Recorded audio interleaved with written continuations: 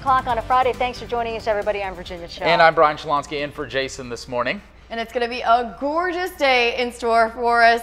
Let's take a look at our live South by Sky Cam. I mean, clear skies here. Let's go a little bit farther to the north and look at Fallbrook. A few puffy clouds here. There are a few thin clouds out there right now, and those will be clearing out very quickly. Lots of sunshine in the forecast for us for our Good Friday. It's cooler because of those clear skies. 47 in Poway and Ramona, a mere 39 degrees to start off our morning, which is 15 degrees colder than yesterday morning. Fallbrook, 10 degrees colder. Even Chula Vista, 6 degrees colder than yesterday morning. 60s and a few 70s along our beaches today, 70s inland, our last day in the 50s in our mountains, and 85 in our deserts. I'll track our quick warm up today hour by hour when I see you in 8 minutes. Brian? All right, thank you, Megan. Happening today, surfers trading their wetsuits for hazmat gear. They are protesting a plan to bury nuclear waste at the former San Onofre power plant. 10 News reporter Mary McKenzie is live in our newsroom. Mary, what do those surfers want instead? So good morning, Virginia, Brian. It's going to be a protest as only surfers could manage, with surfers in hazmat suits like this one at the Hall of Justice today. And they want to call attention to a plan to store that nuclear waste from San Onofre, they say, far too close to the beach. San Onofre nuclear plant closed in 2012. The battle over where to store its waste could go on for years.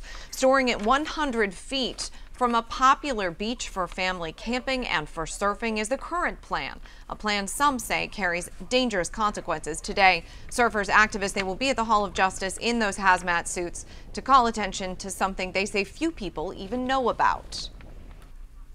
It just seems like an act of insanity to think that we can bury nuclear waste in the sand on a fault line for an earthquake in a tsunami zone and expect no repercussions in the future for that.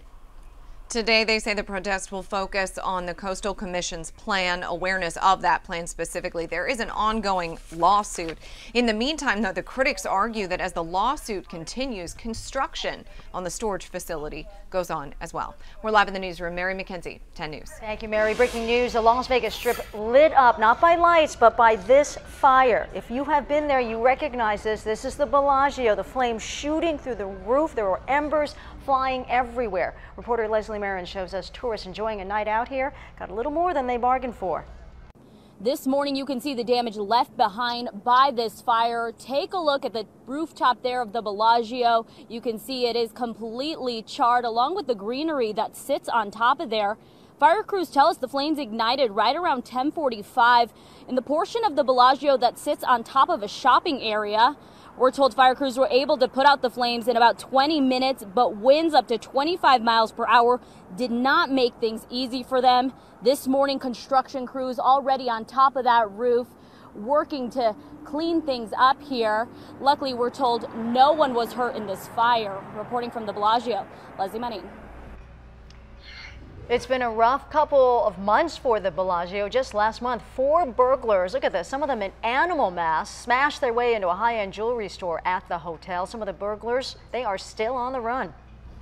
We're continuing to follow this breaking news right here on the 10 News Live Center. A magnitude of 3.3 earthquake hit near Julian. Now, it happened right around 3:30 this morning, and this is the area right over here. It's just southeast of Julian, right near Granite Mountain, which is really close to the Elsinore Fault. Now, we asked you if you felt it. We actually posted this on our Twitter page, and Shauna says yes, she felt it all the way out in Santee, and she was trying to figure out what it was. So it was an earthquake there again, magnitude 3.3 quake. What a way to wake up on a Friday. Back to you guys. Thank you, Kalina. Oh my gosh. This is a breaking news update now. China weighing in on the intensifying tension between the U.S. and North Korea. This morning, China's foreign minister said the two sides must stop threatening and provoking each other and instead take a more flexible approach. President Trump, U.S. military leaders, and North Korean leaders are in a war of words over the country's weapons tests. North Korea is a problem. The problem will be taken care of. In response, North Korea's vice foreign minister is saying President Trump is making trouble with aggressive tweets. North Korea could conduct a nuclear weapons test as early as tomorrow. These are the latest satellite images, and they show that this test site is primed and ready for a launch. The San Diego-based Carl Vinson Strike Group is now poised off the Korean peninsula, and they are capable of launching Tomahawk missiles at that launch site. All right, Virginia, happening now, a frantic search for this North Park man who seems to have vanished after a car crash. David Bernal Medina has been missing since last Wednesday. 10 News reporter Mimi Alcala live in La Mesa. Mimi, I know his friends and family are so worried. They've been posting flyers everywhere. Yeah, they're just heartbroken. They're doing everything they can to try to track him down. Now, the latest lead that police have is where we are right now. This is the I-8 off-ramp at Jackson here in La Mesa. This is where his SUV was found wrecked on the side of the road. Now, this is him, David Isaac Bernal Medina, last seen April 5th. Now, his family and friends have been posting these flyers everywhere around town, but still no sign of David. Loved ones say he lived in North Park but was drunk last Wednesday night at a friend's house in La Mesa. He called for a ride around 3 a.m. Thursday, but then refused to get in and insisted on driving himself home instead. But since then, his phone has been dead. There have been no signs of use on his credit card or bank account and no activity on his social media pages. The only lead at this point is his SUV found wrecked here. It's very unlikely for him to be gone for this long. David is a Lyft driver, but was not working the night he disappeared. His family and friends are asking for anyone who has information to come forward and call police. We are live in La Mesa. Mimi Alcala, 10 News. A week, a long time to be missing. All right, thank you, Mimi. Happening today, a San Diego student shot at Northern Arizona University is expected to testify. Nick Prado was one of 4 people shot on campus in 2015. Prado survived with a neck wound, but his best friend, Colin, died in his arms. Prado spoke exclusively with us last year about the ordeal. It's rough to think that, one of my friends didn't make it out alive. The accused gunman, Stephen Jones, says this was self-defense. He faces first-degree murder and aggravated assault charges.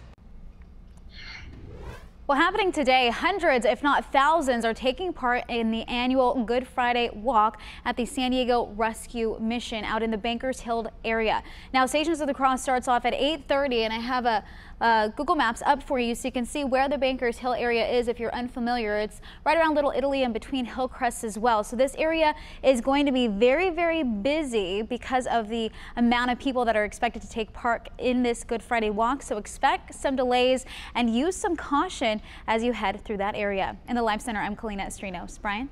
Good advice. Thank you, Kalina.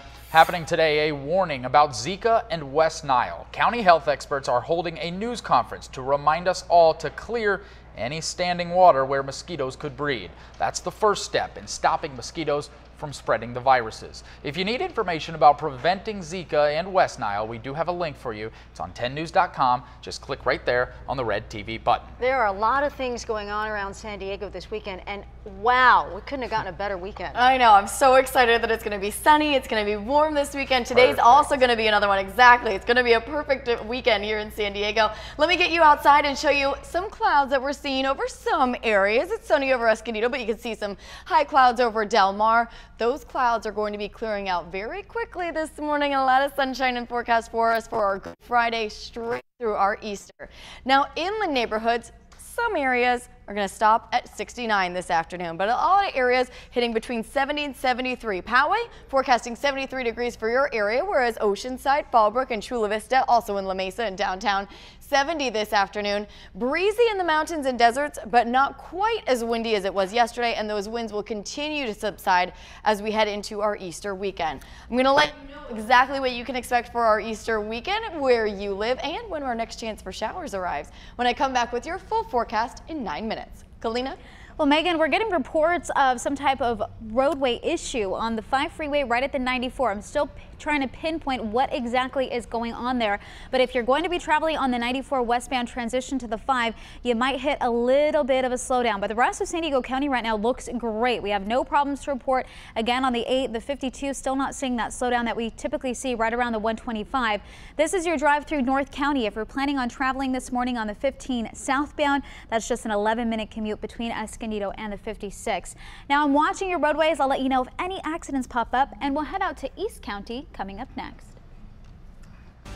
Coming up new at 6, you recognize these two gentlemen, two of our local congressmen returning from a trip to Egypt. They were there during a terror attack as well as other places in the Middle East. Congressman Darrell Issa, Juan Vargas joining us live here in a few moments to tell us how all of that has helped shape their views on ISIS. And a dangerous Easter toy getting pulled from store shelves. The disturbing thing that can happen if kids eat the Target eggs.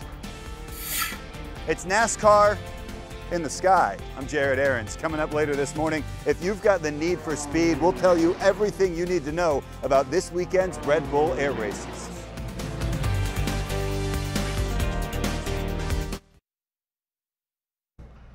The wife of a former San Diego mayor is claiming a fall on a San Diego street ruptured her breast implants. Happening today, we are expected to find out when former San Diego Mayor Roger Hedgecock and his wife's case will go to trial. They're suing the city, claiming that Cynthia Hedgecock tripped over a raised portion of sidewalk in Pacific Beach back in 2015. Ms. Hedgecock says she had to undergo grueling surgery to replace both her implants. The couple says the city was negligent for not maintaining that sidewalk. We have a recall alert for you. Target warning parents about potentially dangerous Easter toys. Target is recalling 500,000 Hatch and Grow Easter eggs, Easter Grow toys, and Hatch Your Own Dino eggs. The concern here is that kids could swallow those toys while they're small, and then they would expand in your child's body, could cause intestinal blockages or other problems. No incidents reported at this point, and Target is offering full refunds.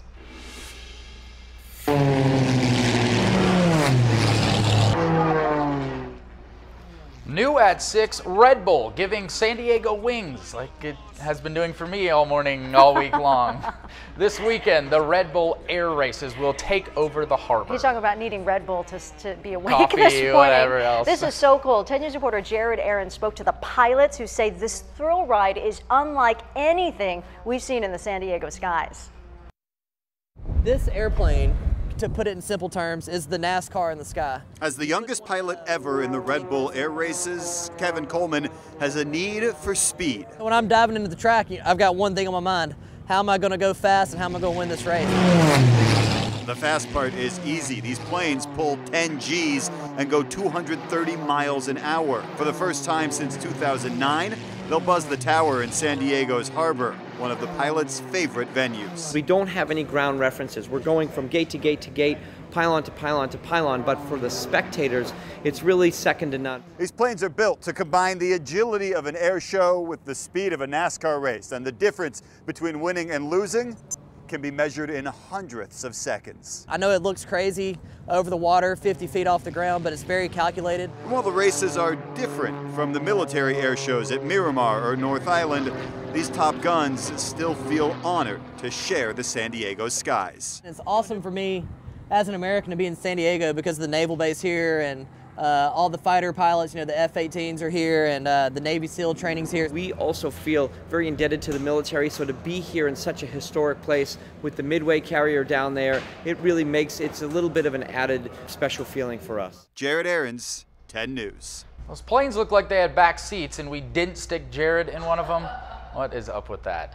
All right, so we've got a map here of the racetrack course. This basically takes over most of the San Diego Bay. It's sandwiched right there between the Convention Center and the Naval Base North Island. Red Bull expecting about 100,000 people to line the Embarcadero for this race. With that many people, we wanted to highlight the best areas where you can watch it. You see these two areas in green? See how close they are to the track? Those have the best views. If you plan to head downtown this weekend, be prepared though to sit in some traffic. It could back up along the Embarcadero and into Coronado. For more information about the races, including times and ticket prices, just head over to 10news.com and click on the red TV button. Not clear who will win, but one thing's for sure, we all win because the weather's going to be amazing. Oh, it's going to be so nice. The best advice I have for you, sunscreen. Make sure you're putting that on and reapplying because you're going to probably be out there all day. And it is going to be quite nice. Now, we are going to be in the 60s. A few areas could hit 70 on Sunday, but that's in the shade. So it's going to be feeling a whole lot warmer than that. You're definitely going to be comfortable in any t-shirt, shorts, pants, whatever. It's one of those weekends you can kind of wear whatever you want. Another thing that's famous here in San Diego, check it out. I got to get out of the way here. Our polar bears are out here roaming around, waking up this morning, one of my favorite cameras. And it is going to be so nice this weekend. Warm and sunny as high pressure builds over the west coast. That's that dome of warm air. It's going to push all the colder air well up into Canada. So our Easter weekend, we are going to be warming up through the holiday. Highs will be near to just above average for mid-April. And again, that sunscreen also needed for all your Easter egg hunts happening on Sunday, or maybe you're doing them early on Saturday. Along the coastline, temperatures will be right around 69, 70 degrees this weekend. Bigger waves and strong rip currents through tomorrow. So if you are going to be going in the water, make sure you swim near your lifeguard. But that's always good advice. 77 Saturday and Sunday for our inland neighborhoods. There is a slight chance for some drizzle coming through on Tuesday. That's due to another storm passing by to the north of us. We're mainly going to see that enhanced marine layer again. And we'll see another round of strong winds target our mountains and deserts late Monday into Tuesday. 60s but near 70 this weekend along the mountains and low to mid 90s for our deserts. So it's going to be pretty hot if you're headed out to the deserts. Coachella, it's going to be hot there too as well. Kalina, what's going on the roads? You know what? It is so quiet. Maybe people are at Coachella from San Diego, still spring break going on. If you're going to be traveling through North County, you're still looking really, really nice. 15, 56, and 78, accident free. The 5 freeway looks clear as well. This is leaving the 78 to Carmel Valley Road. That's just a 17-minute commute. Now, Metro San Diego, we typically see a slowdown on the 805 right now. It's just a slight slowdown right around the 94. That's towards the center of your screen. So if you're going to be traveling on the 805 northbound out of Chula Vista, merging onto the 5. Right now, that's just 22 minutes. So head out the door so you don't hit any traffic. I'm continuing to watch your roadways, and we'll take a look at your ride in East County up next.